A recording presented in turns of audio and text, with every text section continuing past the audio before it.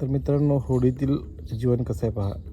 कधी कधी भरपूर ऊन, वारा, पाऊस यांचा मारा असतो. तर कधी कधी स्वर्गसुखसुद्धा पाहायला मिळतं. आता पाहिलं तर वरती निरभ्र असा आकाश आहे. खाली बघा, पाणी भरलं सगळीकडे. एका झाडाखाली मस्तपैकी होडी बांधून ठेवली. होडीमध्ये झोपलोय. मंद वाऱ्याची झुळूक येत आहे. जगातील कोणतीही AC या ACच्या समोर फिक्की आहे. म्हणजे हे जे नॅचरल वातावरण आहे ना, ह्या नॅचरल वातावरणामध्ये जो गारवा आहे, कारण ह्या झाडाची सावली, मंद असा वारा आणि खाली पाणी समुद्राचं, त्यामुळे इथला जो थंडावा आहे त्याची कल्पना कुठेही नाही करू शकत मित्रांनो. त्यामुळे नक्कीच हे वातावरण तुम्हालाही कधीतरी अनुभवायला मिळेल.